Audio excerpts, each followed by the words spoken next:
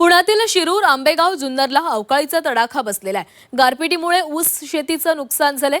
पंचनामे होत नसल्यानं शेतकरी हवालदिल झालाय।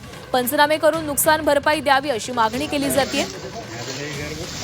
या नुकसानग्रस्त शेतीतून आढावा घेतलेला आहे आमचे प्रतिनिधी हेमंत चापडे। गेली 4-5 दिवसापासून उत्तर पुणे जिल्ह्यात पडणाऱ्या सततच्या अवकाळी पावसामुळे शेतकऱ्यांच्या चिंता वाढल्या आहेत। वादळी वाऱ्यासह झालेल्या गारपिटीच्या पावसाने ऊसाच्या शेतीचं प्रचंड असं नुकसान झालेलं आहे। आता मी सध्या ऊसाच्या शेतात आलेलो। आपण या ठिकाणी जर पाहिलं तर वादळी वाऱ्याने हा ऊस खरं तर उन्मळून पडलेला आहे। ऊसाचं पीक हे खरं तर जमीनदोस्त झालेलं आहे आणि गारपिटीने या ऊसाची पाने सुद्धा साळली गेलेली आहे। त्यामुळे मोठ्या प्रमाणात नुकसान या ऊस उत्पादक शेतकऱ्यांचं झालेलं आहे। काय सांगाल, काय परिस्थिती आहे सध्या? किती महिन्याचा ऊस होता? हा 6 महिन्यांचाच ऊस आहे।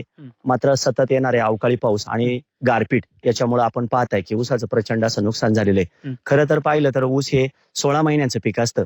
मात्र जे काय गारपीट झाली त्या गारपीटीमुळे ऊसाची अशी दुरवस्था आहे, ऊस उपटून पडलेला आहे आणि हा आता आलेला ऊस हा कारखान्यापर्यंत जाईल आता असं वाटत नाही। आम्हाला नाईलाजास्तव हा ऊस अक्षरशः जनावरांना देण्याची वेळ येणार आहे आणि यातून काहीही त्या ठिकाणी शिल्लक राहील असं आम्हाला वाटत नाही, कारण केलेला उत्पादनाचा खर्च देखील निघणार नाही याच्यामध्ये।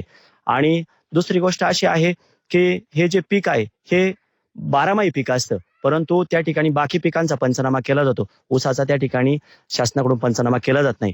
माझी शासनाला विनंती राहील की ऊस पीक हे देखील त्या ठिकाणी शासनाचे पंचनाम्याच्या धोरणामध्ये घेतलं पाहिजे आणि आम्हा शेतकऱ्यांना त्या ठिकाणी योग्य असा न्याय दिला पाहिजे।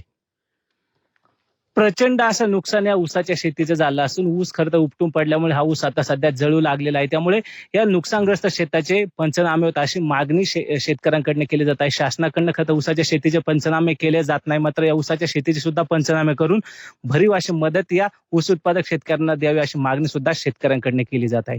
हेमंत चापुडे, झी मीडिया, आंबेगाव, पुणे।